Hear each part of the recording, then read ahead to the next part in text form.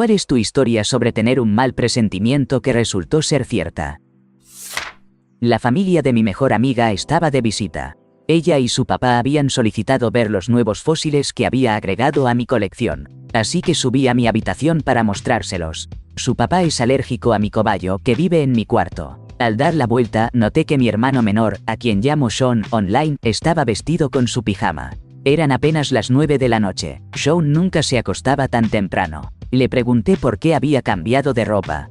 Me dijo que se sentía muy mal, y que mi papá le había dicho que fuera a dormir y que viera si se sentía mejor en la mañana. Pero Sean no se veía tan enfermo. Sin embargo, había algo que no encajaba. Le pregunté si mamá sabía que no se sentía bien. Me respondió que no, que solo había hablado con papá. Eso no estaba bien. Y no porque mamá se hubiera molestado por no enterarse de que Sean estaba indispuesto. Se sentía como algo más serio. Mamá debía saber que algo no estaba bien con Sean. Empecé a inquietarme y le grité que nunca debía confiar en los consejos médicos de papá. Él solo les dice a la gente que duerma más y que haga más ejercicio. Sean necesitaba decírselo a mamá. Ahora, Sean claramente pensaba que estaba exagerando. De hecho, yo misma creía que quizás estaba siendo melodramática. Pero decidió bajar y le dijo a mamá que no se sentía bien. Lo primero que hizo mamá, como era habitual, fue revisar si tenía erupciones. Y ahí estaba, una línea roja que iba desde su pulgar hasta su axila. Sean tenía una severa intoxicación sanguínea. Más tarde, en el hospital, nos informaron que estaba a solo 4 horas de perder la vida. Si no hubiera tenido esa fuerte corazonada de que Sean debía decírselo a mamá, hoy no estaría aquí. Podría haber enfrentado una tragedia esa noche mientras dormía. Cuando era una niña de 3 o 4 años, disfrutaba jugar en el patio con un bikini lleno de volantes, esos adorables diseñados para pequeñas. Recuerdo que hacía un esfuerzo por sacar mi pancita, fascinada por poder verla en aquel traje de baño. Un día, durante una visita familiar, sentí como si alguien me estuviera mirando. Al darme vuelta, allí estaba él, mirándome con atención. Una sensación de inquietud se apoderó de mí, así que metí mi pancita y empecé a buscar a mi mamá. El hombre dijo: «Oh, tienes una pancita tan linda», y en ese instante, una angustia indescriptible me envolvió. Nunca le hablé de esto a mi madre, pero hice todo lo posible por evitarlo a medida que crecía. Ese familiar solía invitar a algunos chicos a pasar la noche en su casa, junto a su hijo adoptivo, pero mi madre siempre encontraba alguna excusa para que yo no fuera. Decía que necesitaba levantarme temprano para cualquier actividad o que había estado desvelada y no debía faltar al descanso. Esa sensación de pánico nunca me abandonó, y aprendí a no permitir que él estuviera a solas conmigo. Siempre que él entraba a un lugar en el que yo estaba, yo me las ingeniaba para salir y luego me pegaba como un imán a mi madre.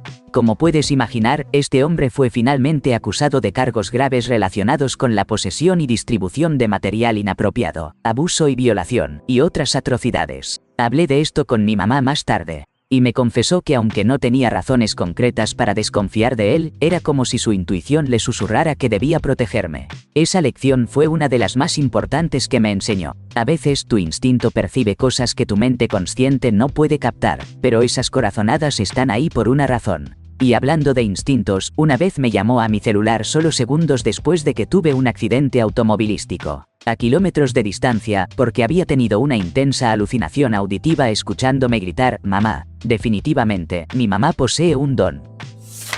Voy manejando como conductor designado, ¿sabes? Estoy detenido en un semáforo, y cuando se pone en verde, mi instinto me susurra: «No, aquí estamos bien». Detrás de mí hay 3 hombres ebrios, y uno más al frente, intentando explicarme por qué debería haberlos dejado manejar. Me enseñan el significado de la luz verde y cómo operar el pedal largo de forma vertical, compartiendo toda esa información tan útil.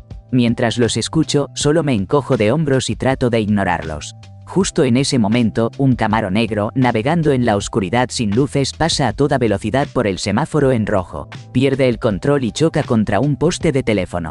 Si no hubiera frenado, me habría golpeado de lado, en un impacto mortal. Mis amigos del asiento trasero quedan asombrados por mi poder psíquico, como si hubiera tenido una premonición. Pero lo más extraño vino después. El Camaro, con llamas brotando del capó aplastado, retrocedió de una manera inaudita y se dio a la fuga. Todo se sentía tan surrealista.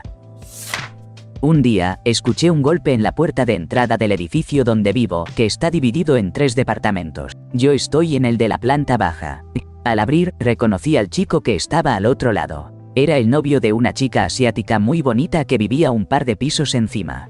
Sonrió y me pidió si podía entrar a esperar por ella en el corredor. Era un tipo muy bien parecido, con apariencia de clase alta, llevaba un saco de tweed y tenía un acento muy educado. Tenía buenos modales y una sonrisa encantadora. Sin pensarlo, mi estómago hizo un vuelco y le dije que no, cerrándole la puerta de forma bastante brusca.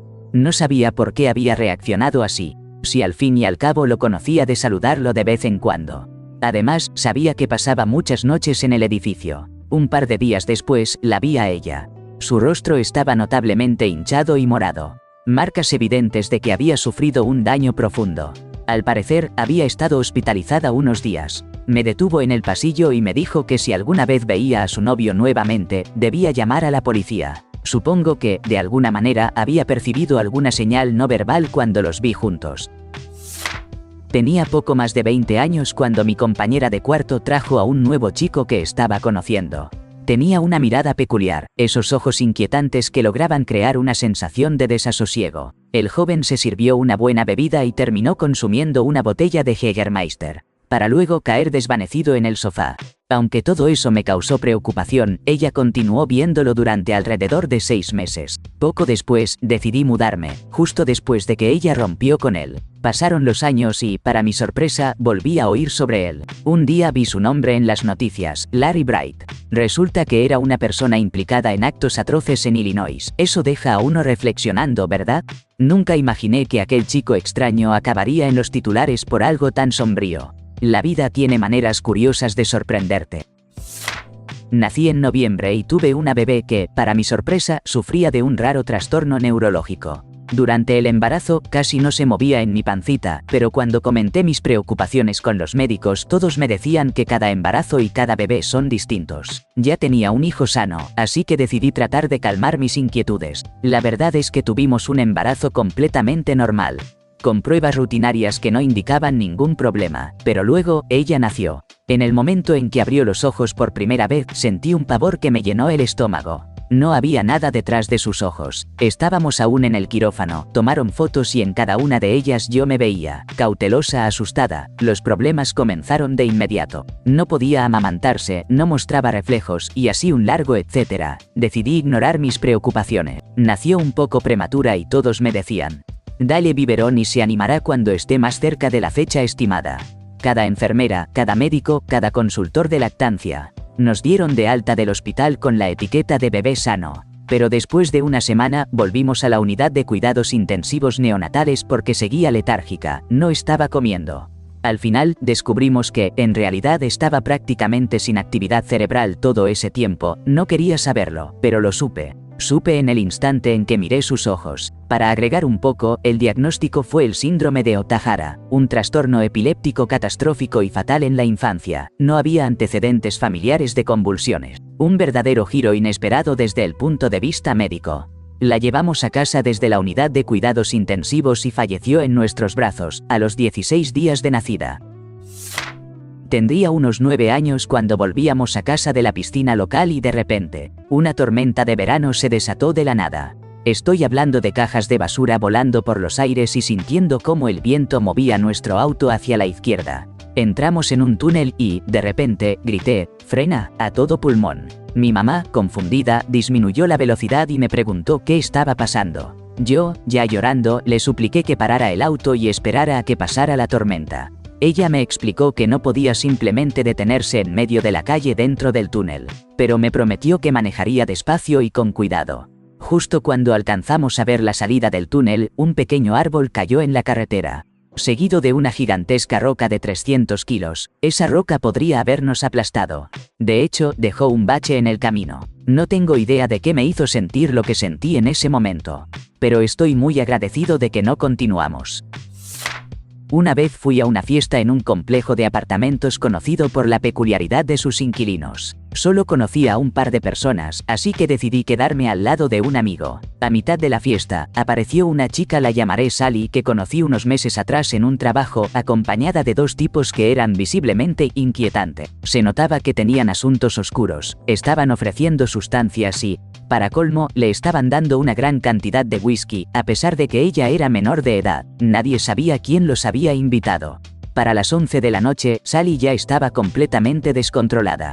Mi amigo y yo decidimos salir en busca de cervezas y regresamos una hora después. Al entrar, me encontré con Sally en el suelo de una habitación de atrás, convulsionando y con espuma en la boca. Los amigos que la acompañaban no me permitían acercarme ni intentar ayudarla. Todo se convirtió en un caos, así que preferí marcharme. Mientras caminaba de regreso al departamento de mi amigo, decidí llamar al 911 porque sabía que algo muy grave estaba ocurriendo con ella. Los paramédicos llegaron rápidamente y se la llevaron al hospital. 2 días después, recibí un mensaje de Sally por Facebook. Me contó que los doctores habían encontrado múltiples sustancias en su sistema, de las cuales ella no tenía idea de cómo habían llegado allí. Desconfiaba de sus amigos, aunque no podía asegurarlo.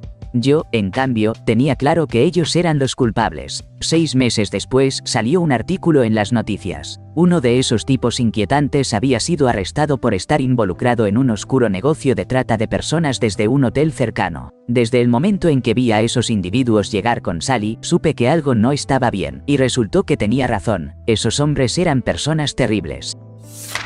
Era un maestro de kinder en mi escuela, todo el mundo lo quería. Tenía una conexión impresionante con los niños y su salón estaba lleno de cosas de Bob Esponja. Todos deseaban que sus hijos estuvieran en su clase. Además, se llevaba bien con muchos padres y por ende, con sus hijos fuera del aula. Tal vez suene un poco raro, pero en mi entorno eso no es normal. Sin embargo, a pesar de todo esto, ver a ese hombre me causaba una sensación extraña. Me llenaba de ansiedad su cercanía, y cuando mis amigos decían, vamos a hablar con el señor X, siempre encontraba alguna excusa para alejarme. Nunca entendí muy bien por qué me sentía así. Con el tiempo, se mudó con su esposa, para gran tristeza de todos. Unos 10 años después, se reveló que había sido arrestado por posesión de material ilícito relacionado con menores y lo más escalofriante, él aparecía en algunas de esas imágenes. Fue una noticia horrible para toda mi comunidad. Sin embargo, estoy agradecido de haber sentido esa incomodidad a su alrededor y de haber evitado su compañía. Cuando empezaba a salir de manera casual con mi pareja, había una chica en su círculo de amigos que me transmitía unas vibraciones inquietantes a pesar de su constante actitud amigable. Con el paso del tiempo, empecé a sospechar que ella sentía una atracción por él, pero me decidió a mantener la calma.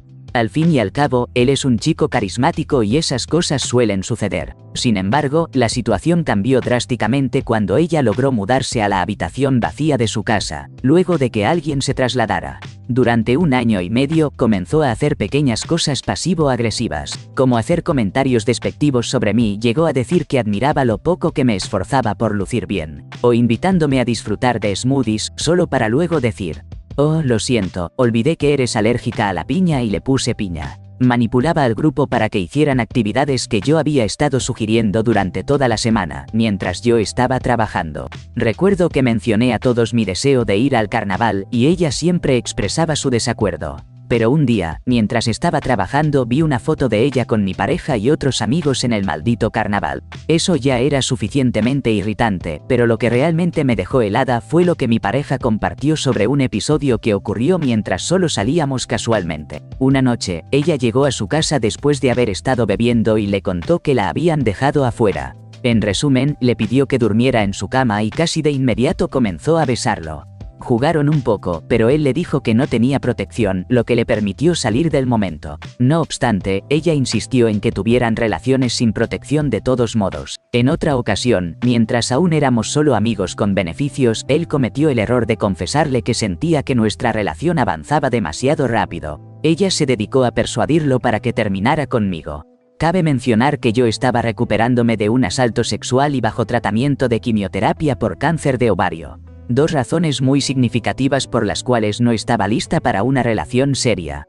Ella usó eso como argumentos para convencerlo de que yo era la que quería avanzar hacia un compromiso, metiéndole en la cabeza que yo deseaba algo que definitivamente no estaba en mi mente en ese momento.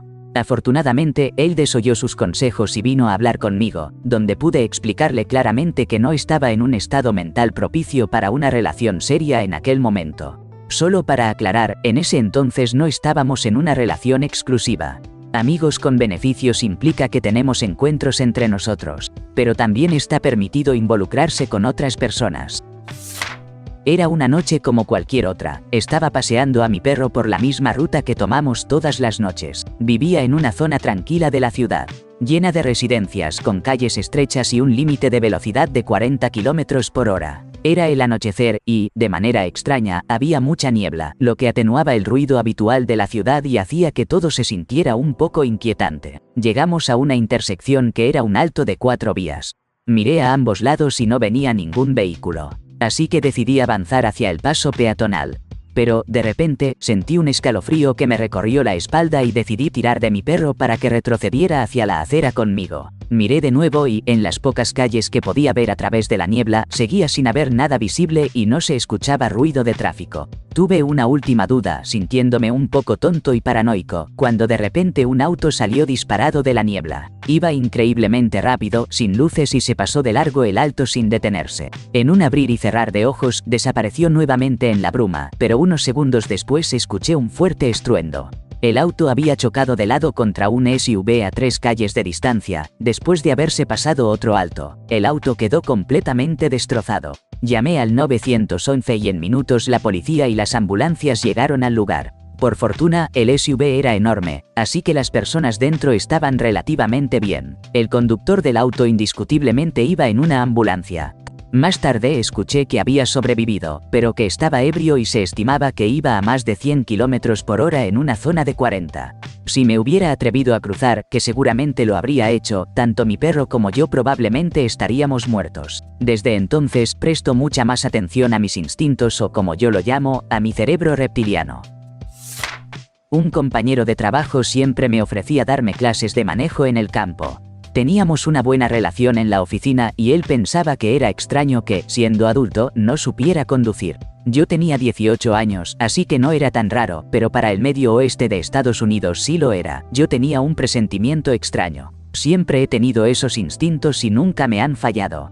Así que lo rechacé una y otra vez. Al final, le pidió a otra compañera que fuera a dar un paseo con él, solo por diversión. Él la forzó y le hizo daño irreparable. Mi instinto nunca se equivoca, excepto cuando se trata de comer tacos de más. Estaba durmiendo en la cama con mi entonces esposo y mi hija estaba en su cuna al otro lado de la habitación. En mi sueño, vi a su hermana alimentándola a la fuerza con pastel, hasta que se estaba atorando. Recuerdo que algo me decía: levántate, está atorada. Sin pensarlo, salté de la cama, asustando a mi ex, y corrí hacia la cuna. Ahí estaba ella, con la cara aplastada contra la cama, atorada con lo que había vomitado. Le di un par de golpes en la espalda y, en cuestión de segundos, expulsó todo y empezó a respirar normalmente de nuevo. La verdad, no tengo idea por qué soñé que su hermana hacía eso, pero de alguna manera supe que ella estaba en peligro. Es impresionante cómo funcionan nuestros sentidos. Hace varios años conocí en un encuentro fugaz a un hombre que me causó una impresión muy negativa. No lograba identificar por qué, pero había algo en él que me hacía sentir incómoda. No era muy conversador, pero cuando hablaba, era educado. Sin embargo, estaba tan mal que me sentía físicamente enferma solo con estar a su alrededor. Pasaron aproximadamente 3 meses antes de que volviera a verlo. Esta vez, lo vi en la portada del periódico local. Había sido arrestado por haberle cortado el cuello a una mujer y robarle en su propia yarda.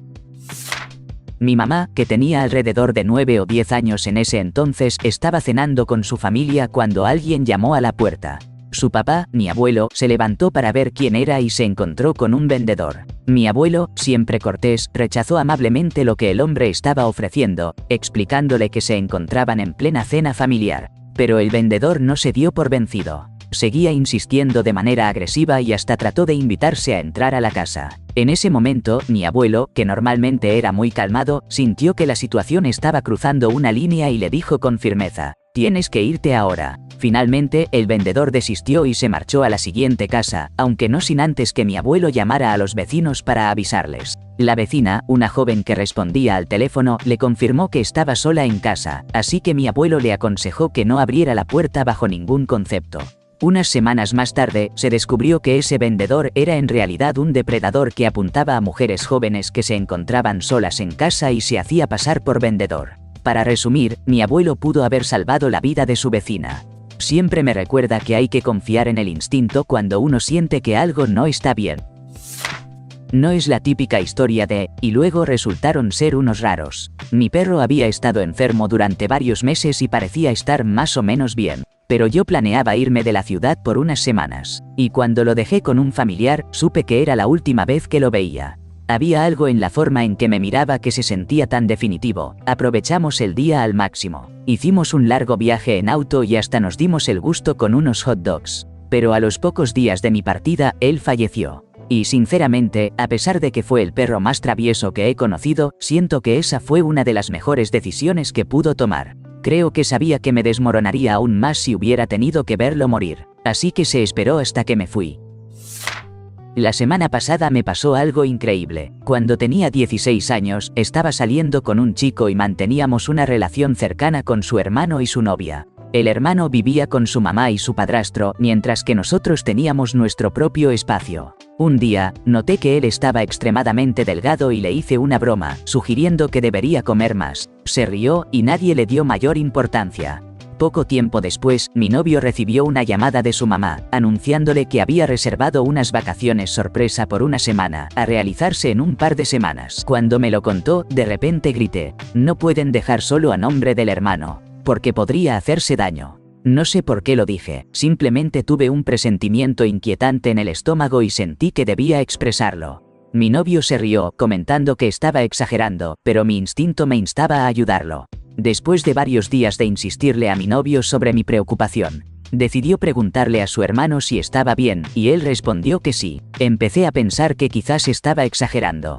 Así que le sugerí a mi novio que pasáramos esa semana en casa de sus padres, acompañando a su hermano, y así lo hicimos. La primera noche, su hermano estaba muy callado, sentado en el sofá, escribiendo en un gran cuaderno. Cuando le preguntamos sobre lo que estaba escribiendo, solo hizo una broma. Algo en mí sentía que no encajaba. La noche siguiente, mi novio me pidió que me quedara en casa para pasar un tiempo a solas con su hermano. No me gustaba la idea, pero accedí. Al día siguiente, fui a trabajar, pero desde la mañana me sentía inquieta, como si algo no estuviera bien. Esa sensación persistía. Cuando finalmente hablé con mi novio después de trabajar, me dijo: "No puedo encontrarlo por ninguna parte. Su teléfono está en la mesa, pero no lo veo". Empecé a entrar en pánico, pero él insistió en que regresara a casa, convencido de que su hermano estaba bien y que posiblemente solo había olvidado su teléfono. Sabía que algo andaba mal, pero decidí seguir su consejo. Al día siguiente, en el trabajo, estaba muy estresada, incapaz de concentrarme y aún no había recibido noticias de mi novio. Entonces, durante mi almuerzo, apareció. Mientras caminábamos, me dijo: "No vas a necesitar volver al trabajo hoy.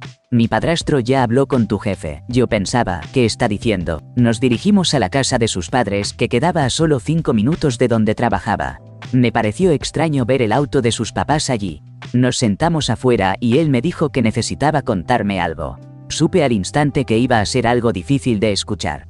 Su hermano se había quitado la vida. La nota que estaba escribiendo la primera noche que me quedé allí era una despedida.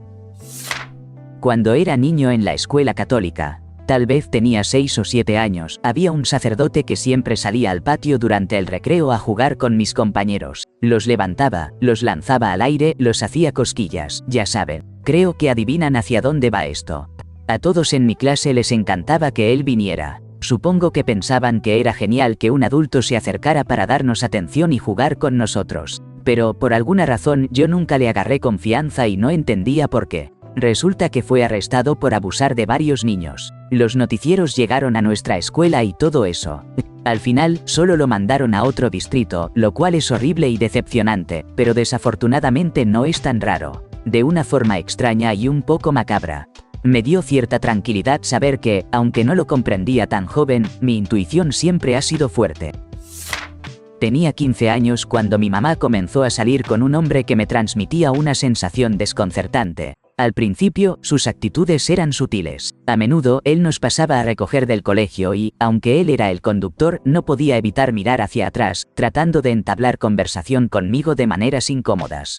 Recuerdo una ocasión en particular en la que fuimos a IKEA porque necesitaba una cama nueva. Él se ofreció a llevarla en su camioneta a casa. La tienda estaba a 1 hora, aproximadamente, de donde vivíamos. Tras cargar la cama, me preguntó si quería acompañarlo en su camioneta en lugar de regresar con mi mamá. Mi instinto me susurraba que no, pero opté por ser educada y acepté. Durante el trayecto comenzó a hablarme sobre su casa en Costa Rica, mencionando que viajaba allí con frecuencia. Me dijo que algún día me llevaría, pero solo cuando cumpliera 18. En ese momento, un escalofrío recorrió mi cuerpo. Podría haberme llevado en ese instante y nadie se habría percatado.